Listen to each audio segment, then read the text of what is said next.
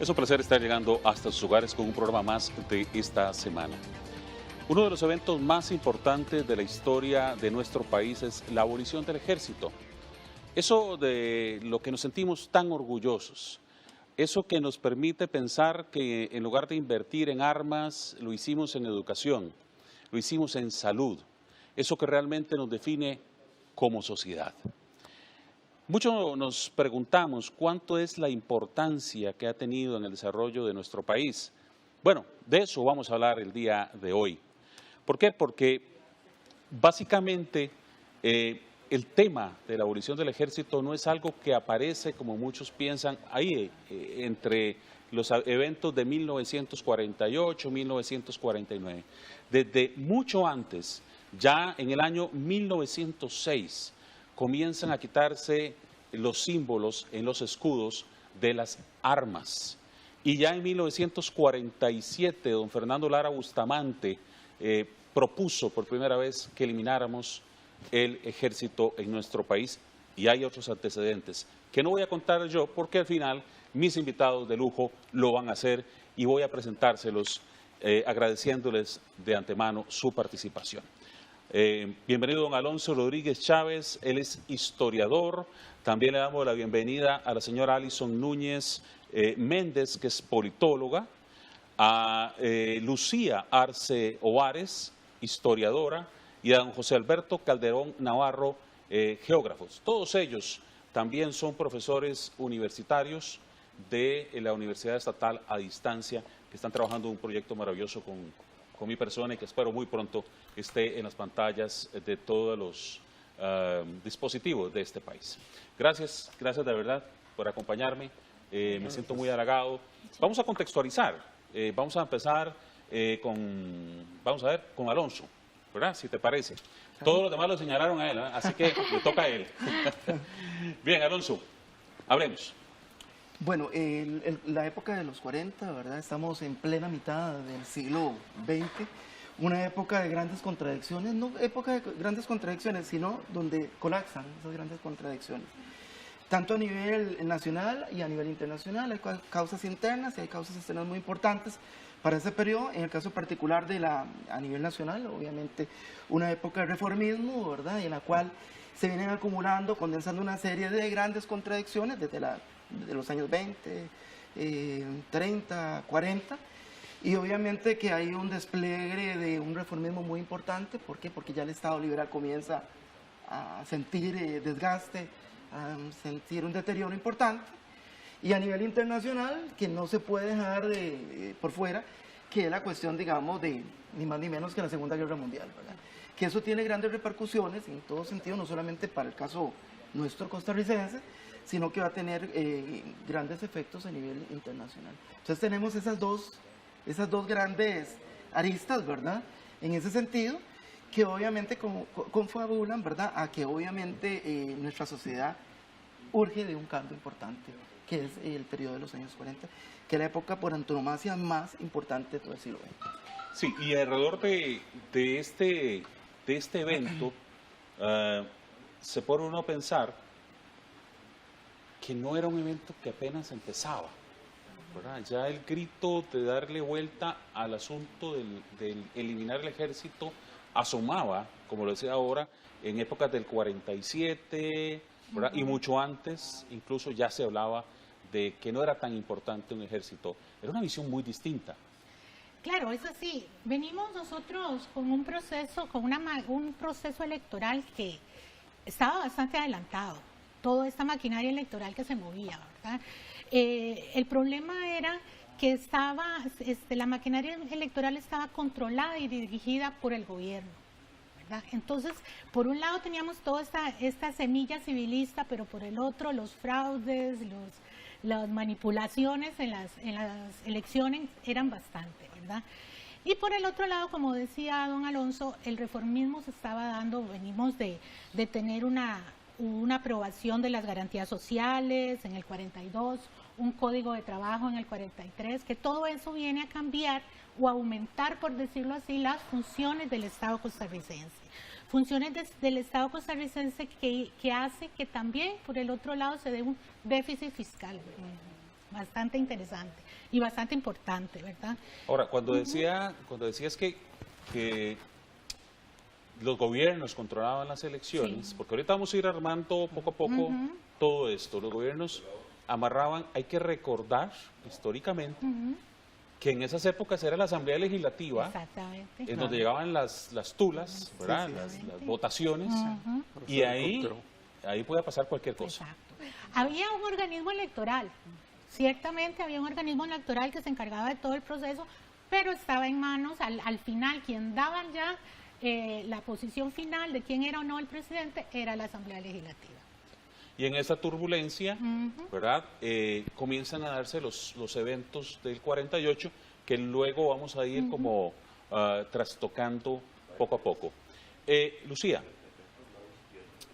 decía que no es un evento meramente que aparece, ¿verdad? Y hay otros mitos, por ejemplo, el famoso mito del Cardonazo, ¿verdad? Que era uno de los hombres del ejército de Figueres que intenta darle, ¿cómo se llama? Golpe de Estado, y que previendo eso él elimina al ejército. Esa es una historia que se ha contado mucho, pero desde antes se venía proyectando que como que no nos gustaba el tema del ejército. Claro, para poder comprender propiamente qué hace que Costa Rica tenga esa singularidad, casi que en el mundo, ¿verdad?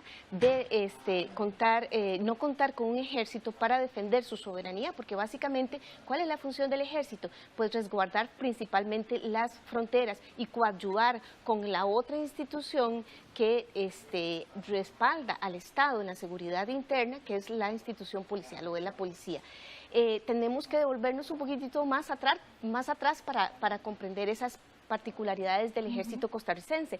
Desde la colonia, nosotros pertenecemos a una entidad militar, que es la Capitanía General de Guatemala. La Capitanía era una entidad esencialmente militar. Va a tener un gobernador con un carácter de general y también va a tener las veces de acciones policiales. El ejército en Costa Rica durante el siglo XIX, es decir, una vez que logramos independizarnos de España en 1821, va a tener un papel preponderante. Fíjese que con el Pacto de Concordia, que ya para diciembre de 1821 se está firmando, es decir, nuestra primera Carta Magna, de los 7 puestos propietarios, hay uno para la milicia. Es decir, es un actor social importantísimo.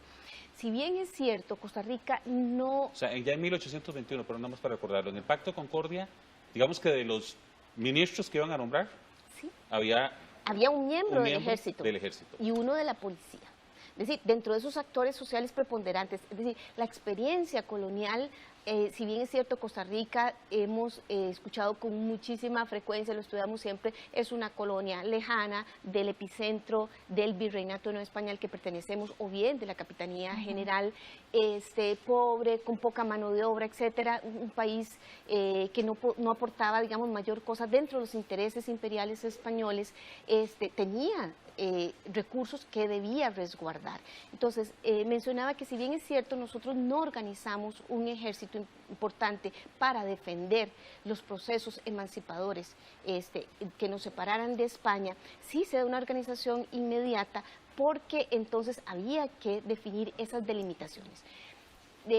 A grosso modo, el ejército en Costa Rica durante el siglo XIX tiene una función que está más vinculada con mantener a los diferentes grupos socioeconómicos más poderosos. Es decir, vamos a ver, la fuerza militar fue indispensable para la burguesía capitalista costarricense que empieza a definirse a lo largo de este siglo XIX, aparejada al modelo agroexportador, que es el modelo económico que va a darle soporte a ese Estado en construcción.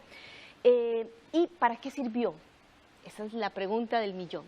Para dirimir el diferendo burgués, es decir, era esas facciones de la burguesía o del sector más privilegiado económicamente que tenían pugnas entre ellos. Básicamente se ha dicho que en Costa Rica hubo 3 clanes principalmente y en favor de estos es quien tuvo un accionar. La policía fue quien más se dedicó, digamos, a atender muchas otras necesidades importantes, de tal forma que se da un acompañamiento principal. Entonces, el ejército básicamente va a estar enfocado a eso, a diferencia de, por ejemplo, del resto de Centroamérica. Claro, o sea, que era más confrontativo, era más de pelea. Más represivo. El ejército aquí lo que hacía era defender, a ver, como soy punto neutro y voy a tratar de definir un tema. José, sí. ¿Qué otros elementos deberíamos de contextualizar para hablar del tema de lo que ha sido la abolición del ejército? Bueno, quizás importante sea que si ya en el momento de el mazazo que le da don José Figueres al cuartel Bellavista, el 1 de diciembre de 1948, si realmente el hecho de que el ejército se mantuviera o no se mantuviera ya se había comenzado a discutir sobre la necesidad de mantener una élite que demandaba recursos, ¿verdad? Porque en su momento cualquier ejército en cualquier lugar es un grupo de funcionarios al servicio de un Estado, pero que muchas veces lo que hace es estar más bien en contra de la población o de las instituciones. Sería importante entonces tratar de dilucidar si realmente el ejército en Costa Rica ya estaba dando sus últimos días, quizás, y que fue realmente una decisión oportunista del contexto que se estaba viviendo en ese momento, el tomar la decisión de eliminar de alguna forma una institución militar que de poco le estaba sirviendo ya realmente a nuestro país. Voy a dar una pausa. Estamos hablando del tema de la abolición del ejército en Costa Rica. Estamos haciendo una contextualización inicial. Nos fuimos hasta 1821. Estuvimos hablando sobre el contexto también de esa decisión que toma la Junta Fundadora de la Segunda República, con don José Figueres como ente medular. Y voy a ir a una pausa y ahora que regresemos vamos a tratar de construir la contextualización también de lo que pasaba en los 40, con las garantías sociales, con todas las reformas que propone el Partido Comunista, don Rafael Ángel Calderón Guardia y Monseñor Sanabria, que nos van dando una perspectiva de lo que sucedía y por qué termina entrando un gobierno como el de la Segunda República que da ese paso final de la abolición del ejército. Ya venimos con más.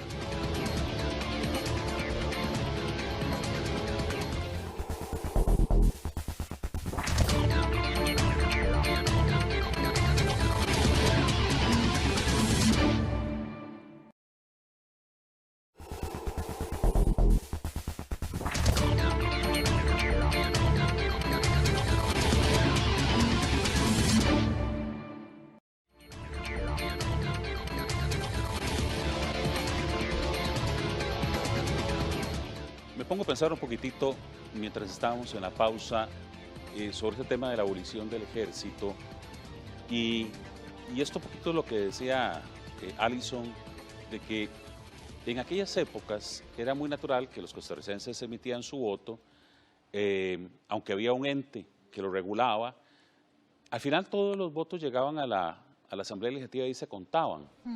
Y había una frase que me habían dicho de don Teodoro Picado que decía, cuando gana la elección, a pesar de que se pudo haber trastocado las cosas, nosotros hubiéramos ganado, ¿verdad? Era común que sucediera este tipo de cosas y entonces eso nos lleva a pensar en qué sucedía en esos momentos. Sí, era una época de la Segunda Guerra Mundial, pero ¿qué era lo que estaba sucediendo en un país como el nuestro, que empezaba sus luchas sociales en los 40? Y tal vez los que nos están viendo, los jóvenes que nos están viendo, no se pueden imaginar un país trabajando una cantidad exorbitante de horas cada costarricense sin ninguna... Hablemos de ese contexto, si les parece, ¿verdad? De los 40 que daban pie a la entrada de toda esta reforma. El que guste. Sí, bueno, en el caso particular de la década de los 40, no podemos verlo de una manera como muy coyuntural, ¿verdad? Sino para poder entender todo ese contexto de esta década, tenemos que irnos desde 1870, que es cuando se inaugura el Estado liberal, ¿verdad? Que es donde se da el banderazo, y a partir de 1870 hasta la década de los 40. Expliquémosle a los costarricenses Estado liberal. El Estado liberal, bueno, el Estado liberal es el momento en el cual Costa Rica logra insertarse al mercado mundial, se logra consolidar, logra completamente consolidarse como Estado nacional, logra también incluir una serie de cuestiones que en aquel momento iban a la vanguardia, ¿verdad? Y uno de los pensamientos que tenía el pensamiento liberal, los liberales de aquella época, era una copia calcada de todo lo que olía a Europa, ¿verdad? Entonces, era de formas de vestir, de formas de actuar, formas de manejar el Estado, ¿verdad? Exacto. Forma de financiar el Estado, etcétera, etcétera. Y ese es el Estado que vamos a tener desde el 70 hasta prácticamente en la época del 40. Entonces, el Estado liberal entra en un proceso, en un conflicto, ¿verdad? Un desgaste bastante fuerte, principalmente que ya lo comenzamos a tener, principalmente en la época ya en las décadas previas, ¿verdad? Que es en los 20, en los 30, y obviamente eso se logra agudizar en los años 40. Ejemplos como cuáles, ¿verdad? Entran en conflicto, ¿verdad? Una sociedad más empobrecida, una sociedad más desigual, se van creando brechas, ¿verdad? Muy fuertes. Perdón, más o menos, para que la gente lo entienda, ¿cuánta población podía tener el país en ese entonces? Bueno, ya nos estábamos acercando a los 500.000 aproximadamente. A los 500.000. Ya llegando a los 40, llegando, por ahí, exactamente. 500.000, por ahí.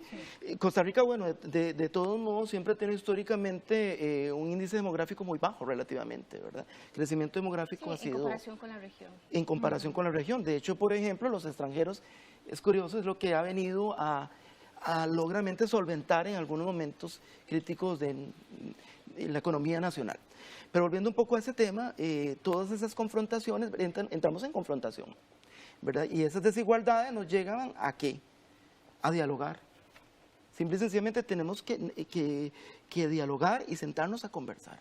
Y el reformismo es la mejor, lo ideal, ¿verdad? Que es lo que yo creo que hace grande a Costa Rica, específicamente. Cuando hablas del reformismo es cuando comienzan a entrar el tema de la garantía social. Tal vez es importante para los nuevos, claro, para los que nos escuchan es que en este país la gente la ponían a trabajar 14, 15, 16 horas diarias sin horas extras. Eso es propio del modelo liberal, es decir, Costa Rica empieza a conformar su Estado y da sus primeros pasos desde el punto de vista de la organización política, económica, y se deriva, bueno, lo sociocultural. La segunda mitad del siglo XIX, es decir, de 1850 a 1900 más o menos, es cuando se da una fase más bien de consolidación, y el modelo liberal, que bien mencionaba Alonso, es una propuesta filosófica, económica, política, etcétera, que da ese soporte no solo a esa estructura política, es decir, cómo nos vamos a gobernar, que básicamente está enfocado hacia un modelo totalmente republicano, es decir, alejándonos totalmente de aquella monarquía española que otrora ¿verdad? Le pertenecíamos, y desde el punto de vista económico va a encajar como si fuera un Lego perfecto, digamos, con el modelo agroexportador, digamos, vemos un modelo capitalista. Desde el punto de vista de esa construcción política podemos hablar de partidos políticos. Probablemente ahora nuestros oyentes o los costarricenses de estas generaciones van a pensar en que el modelo está dado desde siempre, pero la Costa Rica del siglo XIX es una Costa Rica en donde se está gestando todo ese proceso, donde es una fase constructiva. Entonces, podemos hablar de partidos políticos casi que a finales del siglo XIX, de tal manera que los procesos electorales son difíciles. Recuerden o recordemos todos que no tenemos el voto universal, solo los varones votan y algunos varones, aquellos que tengan renta, que estén alfabetizados, etcétera. La mujer no vota. En promedio creo que eran como 900 personas las que votaban. El voto no es secreto. El voto pasa a ser secreto hasta inicios del siglo XX, lo mismo que el voto directo. Vamos a tener en 1913 un voto directo, es decir, antes era de segundo grado. Hubo intervalencias con votos de tercer grado, pero básicamente en el siglo XIX tenemos un voto de segundo grado. Yo no voto directamente por el presidente, sino que escojo un representante que con algunos determinantes va a escoger, al candidato directamente. Es decir, y esto lo tenemos hasta 1913. Hasta 1925 el voto en Costa Rica fue secreto, y no es hasta con la Constitución de 1949 que el voto se universaliza. Entonces, los procesos electorales van a ser muchísimo más complejos, porque tienen una serie de elementos que que contribuyen con lo convulso, de tal forma que vamos a tener el fraude electoral, la violencia en los procesos Y es que cuando hablas del fraude electoral, vamos a ver, quiero irme un poquitito para terminar de armar ese mapa de los años 40, porque ahorita tenemos que hablar del fraude electoral que provoca la guerra del 48, que provoca la Junta Fundadora de la Segunda República. Pero antes quisiera, tal vez como que, vamos a ver, quisiéramos un mapa. Ahora, mientras me preparaba para esto, veía las tomas que se filmaron en las épocas de los 40 de una Costa Rica de cogedores de café, de gente de sombrero. Labriegos sencillos. Muy sencilla, gente conversando en el parque, yendo muchos a la iglesia, con un respiro muy pasivo, un país tranquilo, ¿verdad? En el diario que hacer. Pero técnicamente también vi a Marisabel Carvajal, a Carmen Lira, ¿verdad? En fuertes manifestaciones, en las calles. Las sufragistas. Por las luchas sociales. Exactamente, eso iba. Por otro lado, tenemos un partido comunista donde está en ebullición todas estas ideas, ¿verdad? Empiezan a luchar en las calles.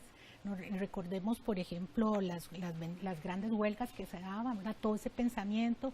Luego viene también el pensamiento reformista con el doctor Calderón, ¿verdad? Que lee allá en Bélgica el Código Malinas y todo, y viene con esas ideas. Entonces, y que su esposa en ese entonces, Yvonne Clay, ¿verdad? Que ha sido como una primera dama un poco invisibilizada, tiene un nivel cultural altísimo, ¿verdad? Y es quien le introduce muchísimo todos estos entonces temas. Tenemos todos estos movimientos, las mujeres por un lado pidiendo también el derecho, ¿verdad?, al voto, reivindicaciones, por el otro lado el Partido Comunista bastante fuerte, por el otro lado la Iglesia Católica también, ¿verdad?, con su papel importante, como está diciendo usted, la gran mayoría de la gente era católica, iba a misa los domingos y demás, ¿verdad?, con un Monseñor Zanabria, una figura tan importante. Y por el otro lado el gobierno y por el otro lado una oligarquía también que no quiere perder el poder, ¿verdad? Nos encontramos ante todas estas fuerzas e internacionalmente pues la coyuntura de la Segunda Guerra Mundial. Imaginémonos cómo es esa Costa Rica de los años 40, ¿verdad? De convulsa. Exactamente. Y ahí surgen las garantías sociales, el Código de Trabajo. Exactamente. ¿Qué más surge ahí? La caja. La caja, el Seguro Social, la UCR también. Así es. Así entre otras, es muy importante porque muchas veces cuando hablamos del reformismo lo limitamos solamente a unas cuantas cosas, ¿verdad? El resultado de la década del 40, bueno, la abolición del ejército, que es un resultado sumamente trascendental en la historia de nuestro país, pero sin embargo el filón de cosas que se obtienen de esa época de reformista es interminable. Que como usted lo dice, vienen gestándose desde inicio del siglo. El modelo liberal, como bien lo mencionaba Alonso, si bien es cierto, decae hacia 1914, que es el parte de aguas que los historiadores han dado en este país, va a decir que hay una sociedad altamente polarizada. Exacto. La sociedad capitalista va a ser una brecha social importante y es el pueblo costarricense, porque la historia a veces es como la historia oficial de los grandes hacedores o de los grandes personajes, pero el pueblo costarricense es que empieza a organizarse. No es de gratis que don Jorge Bolio lidere un partido reformista en 1923, no es de gratis que el Partido Comunista surja, como bien lo mencionaba ahora Alison, en 1931 y que ya en 1934 tengamos una huelga bananera como la que hubo aquí en México. Es decir, el enclave que se genera a partir de la construcción, derivado de la construcción del ferrocarril al Atlántico, va a mostrar que todos esos abusos que estaban presentes en todos los ámbitos y sobre todo desde el punto de vista laboral, está generando una gran efervescencia. Es decir, el inicio del siglo XX es un pueblo con hambre, es un pueblo explotado. Y eso es lo que va a derivar en la década de los 40. En ese lapso de 40 años pasa la crisis económica en 1929, antes la Primera Guerra Mundial en 1914, la depresión de 1930, la Primera Guerra Mundial, la Segunda Guerra Mundial. ¿Verdad? Todo ese periodo entre guerras es... Ahora, pero también hay que definir que ahí hace un gran papel el doctor Calderón, ¿verdad?, que se queda sin el apoyo de la oligarquía. Exacto. Claro. Y yo recuerdo cuando en una de las últimas entrevistas que pudo hacer Manuel Mora, yo lo entrevisto y me enseña el periódico El Trabajo, cómo desde hacía años ellos hablaban de las garantías sociales. Claro. Publicaron hacía años. Bueno, el doctor Rafael Ángel Calderón se da cuenta de que no tiene el apoyo de la oligarquía y pone un pie en la Iglesia Católica y el otro pie en la Alianza el Partido 42. Comunista, construye y evoluciona con toda esa gran gama de propuestas sociales. Voy a ir a una pausa y cuando regresemos vamos a hablar del entorno de lo que sucede ya expresamente en esos últimos días previos a la guerra del 48 que provocó la muerte, no hay datos precisos, pero más o menos de unas 3.000 personas, en donde quien llevó el peso más fuerte fue la gente del Partido Comunista, ¿va? Se habla de unos 900 del Partido de Liberación Nacional, 400 del gobierno y 2.000 y resto del Partido Comunista. El hecho que provoca que todo lo que hoy conocemos sea ya consolidado. Ya venimos con más.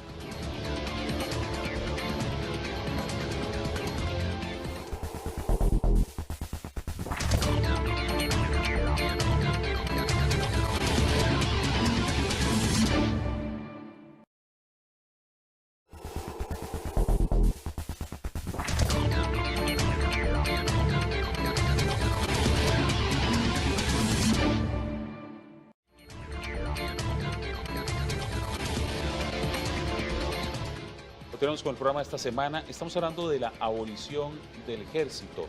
Hemos hecho un recorrido que nos dice que desde los años de 1821 el papel del ejército en Costa Rica era más de mediador entre las decisiones que tenía que tomar el país. Hemos hablado sobre el hecho de que la Costa Rica de los años 40 era un país tranquilo, pausado, pero que definitivamente era característico de mucho tiempo el hecho de que existieran fraudes electorales, porque la mayoría de las urnas o las revisiones que se hacían en la propia Asamblea Legislativa. Así que el partido que estaba en el poder pues tenía una ventaja relativa. Hemos dicho que tampoco votaban todas las personas, lo hacían varones y no todos. Así que esa era la Costa Rica que vivíamos también con los hechos trascendentales de los años 40 y el gran papel, el gran aporte del doctor Rafael Ángel Calderón, de Monseñor Sanabria y de Manuel Mora Valverde, correcto, y la gente del partido Vanguardia Popular en ese entonces, ¿verdad? Que conforma ese entorno de una sociedad que se estaba suscitando. Pero claramente también hay que entender que en ese momento viene una elección entre el doctor Rafael Ángel Calderón, ¿verdad?, y don Otilio Ulate Blanco. Según se conoce históricamente, ¿verdad?, dos fuerzas estaban ahí a la par de don Otilio, desde antes que se disputaban quién podía ser el caudillo de ese partido, que era don Pepe Figueres y don León Cortés.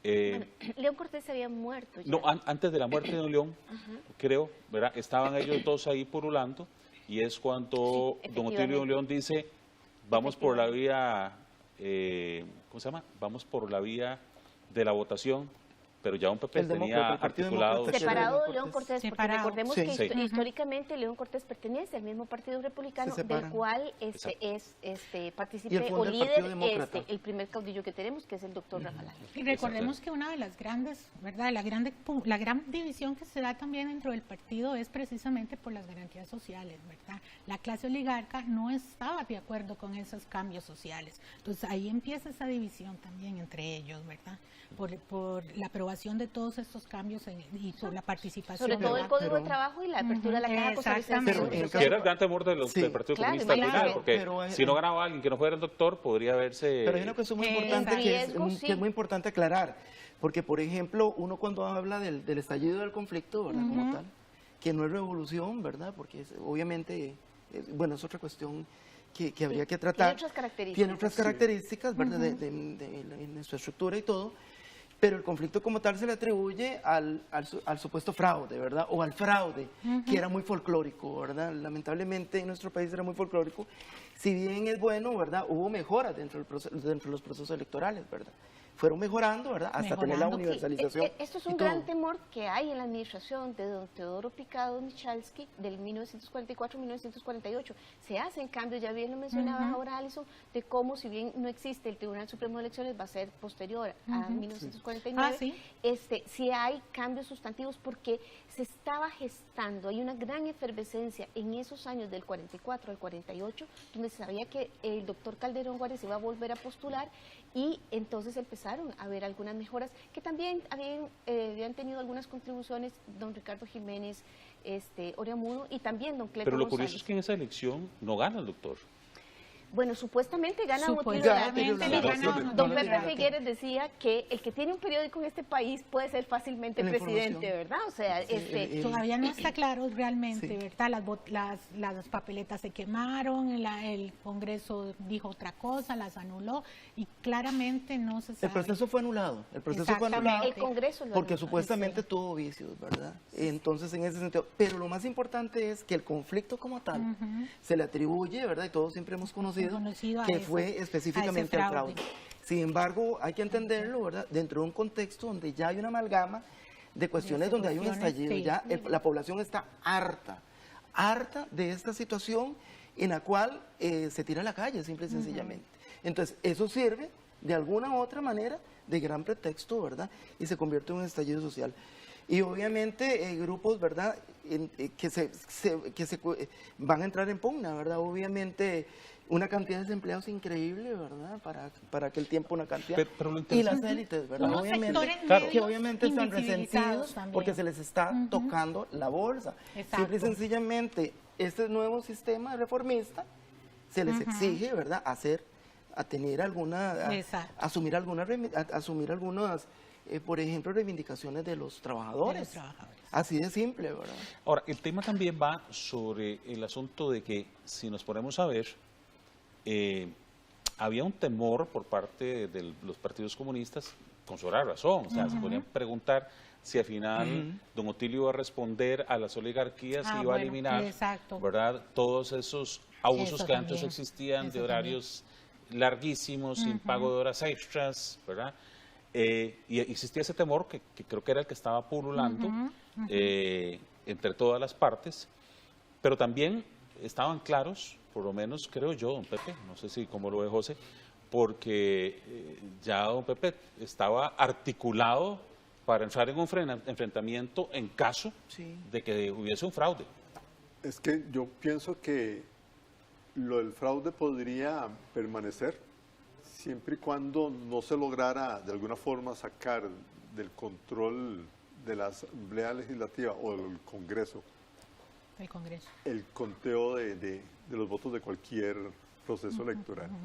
Porque a mí me parece que es importante que en ese momento se haya podido de alguna forma desligar de esa situación a los diputados que estuvieran en el Congreso en ese momento, o a partir de ese momento, porque ya quizás era necesario ante la experiencia histórica de los fraudes que se pudieron haber dado en muchas ocasiones en ese país durante el siglo XIX y lo que llevábamos en ese momento del siglo XX, de la creación de una institución que rigiera los procesos electorales para hacerlos quizás más transparentes, más confiables para el pueblo, porque en última instancia pienso yo que la gente también quería ver el panorama un poco más claro, saliendo del control de un grupo de políticos, una decisión política que podría afectar perfectamente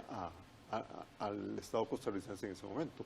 Así es que también yo quisiera hacer notar eso, de que es importante de que haya ya una más clara división de poderes, ¿verdad? Que es lo que luego termina sucediendo, ¿verdad? Le ponen la cuarta pala. Un elemento importante de contextualización internacional que no hemos mencionado es que estamos en plena Guerra Fría.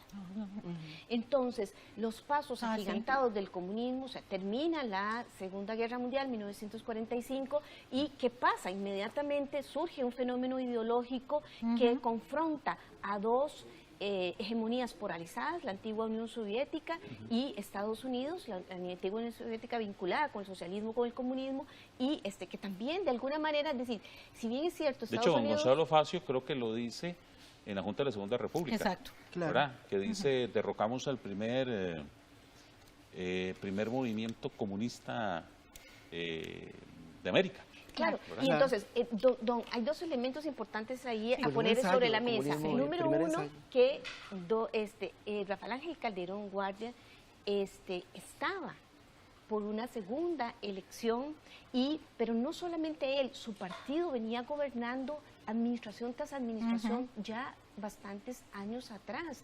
Y por otro lado, tenemos que el comunismo había estado presente, casi que coadministrando en su gobernatura o su administración del 40 al 44. Entonces, en plena Guerra Fría hay muchos intereses que están ahí presentes. Entonces, no es solamente que los grandes empresarios o que los capitalistas de este país tuvieran preocupación porque ahora tenían que pagar una parte de la cuota patronal a la caja, porque tuvieran que dar mejores condiciones que estaban reguladas con el nuevo Código de Trabajo a partir del 43, sino que también, o sea, ¿hasta dónde podía llegar esto? Ya tenían mucho poder. Y esto me provoca, para ir, porque se me dan minutos en este segmento y no quiero dejar de lado ya el momento en el que don Pepe, que no estaba en el país, estaba exiliado, ¿verdad? Ya toma la decisión, ya él estaba articulado y toma la decisión de decir, bueno, creo que tiene que haberle dicho a don Otilio, se lo dije, ya no se pudo de buena manera, pues vamos con las armas. Un proceso que dura un mes, la Legión del Caribe. Y que usted decía, sí, con la Legión Caribe. Prácticamente dura un mes. Bueno, costó muchas vidas, me parece que para un mes, 3.000 personas. Mes y medio aproximadamente. Era bastante, ¿verdad? Porque, pero sí es cierto que aproximadamente quizás un promedio serían unas 2.000 vidas, pero sí se ha establecido que es el evento o la guerra civil, denominémoslo todavía así, que más vidas ha costado en Costa Rica. Sí. Bueno, contablemente no se sabe con exactitud cuántos murieron, pero sí solo hay un dato preciso, según mal no me acuerdo, que es la lista de los seres caídos del Partido de Liberación Nacional, que son 99. ¿Verdad? Ese dato yo creo que es el único que está así como muy preciso.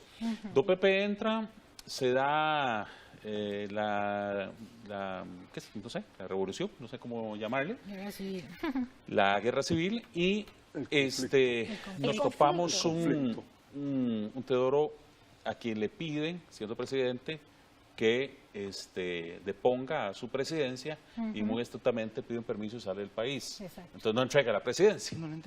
Y entra a sustituirlo a alguien que se queda un periodo, perdón, se me acaba de olvidar el nombre. Santo León Herrera. Santo León Herrera. Es de transición. Él es sí, claro, hasta que era el tercer designado. El tercer designado a la presidencia de la República. Que él sí ya da el pase. Que ese es uno de los puntos del pacto de la Embajada de México, ¿verdad? Darle poder a él. Que eso es importantísimo, y vamos a volver en el último segmento a hablar de del pacto de Ochomogo, el pacto que se firma en la Embajada de México, y por supuesto vamos a tomarnos unos minutos para decir qué significó para este país que hayamos eliminado el ejército. Ya venimos con eso.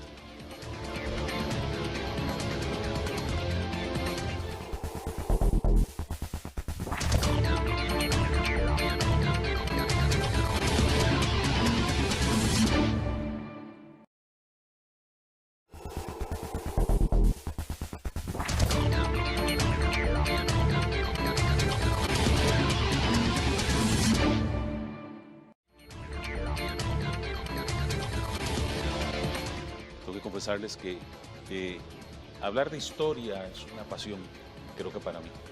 Si no hubiera sido periodista, creo que hubiese sido historiador.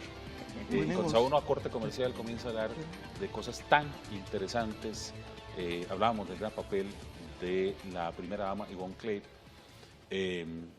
esposa o primera dama del doctor Rafael Ángel Calderón Guardia. Vamos al pacto de Ochomogo, ¿verdad? Termina la guerra. Se cita Manuel Mora y don Pepe, ¿verdad? Lo hace o procede en este caso, a convocar el padre Benjamín Núñez y acompaña a don Manuel Mora, el extraordinario Calufa, Carlos Luis Fallas, ¿verdad? Este gran escritor costarricense. Hay una anécdota que a mí me encanta y siempre la recuerdo, que es que en determinado momento Calufa, metido en un charral, comienza a gritar y la caja costarricense, cuando don Manuel estaba negociando, ¿verdad? Y entonces don Pepe agarra su arma y dice, ¿quién va ahí? Y don Manuel Mora le dice, no, es Calufa, pues que salga, ¿verdad? Y cuando llegó Calufa y le dice, es que usted está, don Pepe le dice, Calufa, usted está armado. Y Calufa le dice, sí, tengo que proteger a Manuel. ¿Y usted, don Pepe, está armado? Me dice, sí, yo también voy a proteger a Manuel, porque muchos de los míos quieren matarlo, pero si alguno lo llega tan siquiera a insinuar que lo va a matar, yo lo mato, porque aquí estamos construyendo un pacto, y eso habla de la visión de estos hombres. Sí. Bueno, que es claro, era más fácil de Costa Rica desde siempre, ¿verdad? También es una Costa Rica del siglo XIX, también ese carácter civilista. Se fue construyendo a lo largo de las décadas y tiene su génesis a partir del inicio del Estado costarricense, y eso tal vez es lo que nos diferencia. Probablemente cuando hablamos de eso, algunos otros hermanos centroamericanos o latinoamericanos podrían decir que es más idílico que realidad. No obstante, sí hay diferencias, digamos, que marcan Costa Rica, y esto no tiene que ver con xenofobia ni nada, sino más bien tal vez con los pocos recursos que teníamos y que había que ser labriego sencillo para forjarse, para salir adelante. Sí. Otro hecho histórico me pareció muy curioso. Pero en el caso particular de lo de Ochomogo, si bien hubo un proceso de negociación, ¿verdad?, en la cual, bueno, yo soy, pero usted, a cambio, claro, usted me tiene que dar a mí garantía que se van a mantener las todas garantías las garantías sociales. Que era lo que ellos estaban pidiendo. Pero sin embargo, yo no diría negociación, que el diálogo lleva una dosis de negociación muy importante, sino diálogo, ¿verdad? Este diálogo que lamentablemente hoy nuestra sociedad estamos muy carentes, ¿verdad? Y ese es el éxito no solamente de ese logro que... Lo que pasa es que había mucho liderazgo político muy fuerte. Y durante todo el 40, ¿verdad? Durante toda la década del 40, si bien hubo, ¿verdad?, hasta un conflicto que fue obviamente el conflicto del 48 y todo, pero más que todo hubo diálogo a final de cuentas, ¿verdad? Hubo procesos en los cuales se dialogó. Que Monseñor Sanabria quería ir a ese encuentro, y ellos le dijeron, esto va a ser muy peligroso. También quédese usted hablando con los embajadores, porque de lo que aquí salga, vamos a firmar un acuerdo. Exactamente. Y que se respetara, ¿verdad? Sí, y eso nos lleva, después de la conversación en Ochomogo, donde se hablaron, ¿verdad? No queremos que corra más sangre. Y Manuel Mora le dice a don Pepe, ¿me respeta la caja? Sí, señor. ¿Me respeta el código de trabajo? Sí, señor. Claro. ¿Me respeta tal cosa? Sí, señor. ¿Y ustedes? ¿Tal cosa y tal otra? Sí. Bueno, estamos en un acuerdo. Por eso no es revolución, ¿verdad? Porque obviamente las estructuras se mantienen. Se mantienen, Lo que se pasa es que se consolida el proceso, que ahí es donde, por ejemplo, muchísimos, ¿verdad?, la Legión del Caribe le dicen a Figueroa, pero ¿cómo es la cosa, verdad? Más bien al contrario, él dice, no, yo consolidé el proceso porque él vio que todo lo que se había hecho era súper bueno para todo el pueblo costarricense. ¿O qué tanto hay, porque estoy en mi fase de conclusiones, de esa famosa historia de que una y otra vez nos cuenta de que Cardona quiso darle un golpe de Estado a don Pepe, y que por eso es que don Pepe quitó el ejército? Digo esto porque a la sazón veo que don Pepe desde mucho antes quería como que se quitara eso. De hecho, presenta en su constitución, o su borrador de constitución a la constituyente, ya presenta el tema. ¿Tiene que ver algo este fermento de la historia del intento de Cardona de tomar el poder? Es un poco lo que estábamos hablando. Edgar Cardona era, bueno, en ese momento el ministro de Seguridad Pública. Él tenía formación militar, ¿verdad? Y hay un proceso, bueno, ya con la Constitución posteriormente de 1949 y la abolición del ejército, lo que queda respaldando al Estado es la policía, es decir, se da una policialización de la milicia en Costa Rica, de un ejército que estaba bastante desgarbado. Ahora no sé si vamos a conversar un poquitito más bien de las características que tiene el ejército en ese momento. Estamos en el último segmento, así que... Okay, pero entonces, es que en ese momento ya Edgar Cardona que se levanta en ese movimiento, el ejército había sido... Ya había sido abolido, sí, abolido, digamos, el 1 de diciembre de 1940. Pero eso no sucede en ese momento. Va a pasar un buen tiempo para que, claro, porque la policía que se constituye tiene mucho de militar, claro, y sobre todo esta característica de Guerra Fría. Pero Edgar Cardona, ¿verdad? Nosotros lo comentábamos en algún momento, si bien es cierto, estuvo respaldando el Ejército de Liberación Nacional, no el Partido de Liberación Nacional, claro, porque va a ser posterior, la conformación orgánica de un elemento exactamente, va a afiliarse o va a quedarse claramente dentro de las filas de la burguesía costarricense en ese momento, que va a encontrar también en ese impasse pues una búsqueda de poder volver las cosas a su cauce y tener las prerrogativas y los privilegios económicos que le generaban riqueza exorbitante, digamos, y lo que provocó esa Cardona respondía a las oligarquías, claro, que intentaban retomar las condiciones que tenían antes. Claro, ¿cuándo se da el cardonazo? Cuando se pone un impuesto al capital de un 10%, ¿verdad? Y cuando se nacionaliza la banca. Don Pepe Figueres dice, se nacionaliza la banca, pues, entre otras, ¿verdad? Y se da el cardonazo. Es decir, él responde en los mismos golpes de Estado que estábamos acostumbrados en la Costa Rica del siglo XIX. Don Pepe Figueres no va a hacer otra cosa distinta. Imagínense que de las 13 constituciones políticas que tenemos hasta esta fecha, vigente la última del 49, y esto contando la de la Federación Centroamericana en 1824 y también la de 1917 con la dictadura de los Tinoco, 11 de ellas se dieron en el 19. Es decir, los golpes de Estado adquieren hasta la 1871 de Tomás Guardia. Van a ser lo cotidiano, ¿verdad? Y estos acontecimientos era como volver a lo que todavía estaba fresco. Entonces, de una u otra manera, sí influyó eso en la toma de la decisión de don Pepe ya de consolidar. Sí, pero va mucho más allá. Va mucho más allá. Esto no es una respuesta fácil, hay que entender. Pero es interesante lo que dice la estimada colega. Por ejemplo, desde 1821 hasta nuestros días, 13 constituciones políticas. Desde 1870, ¿verdad? Lo que vamos a tener desde 1821 al 70, si uno saca es un 2,5, o sea, cada 2,5 años teníamos un proceso constitucional, que eso de alguna u otra manera no nos daba el grado de inestabilidad que era muy normal porque era la configuración del Estado. Ahora, vuelvo a esto porque me quedan los últimos, estoy entrando en una fase ya en los últimos minutos y no quiero que me gane el tiempo sin hablar de que, sea como sea, el paso de haber eliminado el ejército transforma nuestra sociedad. Sí, claro. Y yo quisiera escucharlos a ustedes, según lo que ustedes piensan, ¿qué es realmente lo que hace, qué es lo que provoca la abolición del ejército en una sociedad como la costarricense? Bueno, yo diría antes es como la causa, ¿verdad? Si bien es multifactorial, don Pepe Figueres quiere eliminar todos esos resabios del siglo XIX, él se quita un peligro, estratégicamente es necesario, porque mencionábamos en el primer bloque cuál había sido la función del ejército en Costa Rica, estar al servicio de la oligarquía para dirimir sus conflictos y básicamente que no se quedara alguien más de 10 años.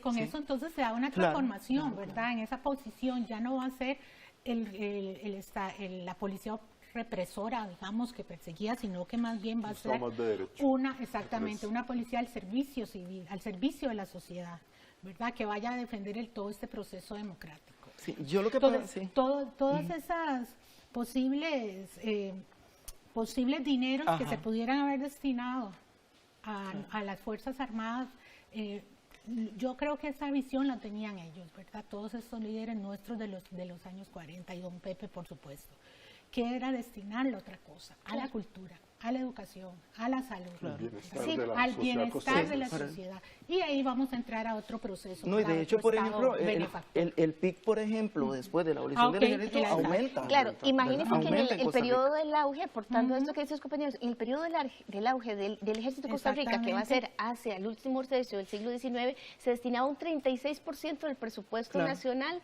para el ejército. Exacto. O sea, era privilegiado. Ahora, el ejército empezó a decaer fundamentalmente a partir de la dictadura de los Tinoco.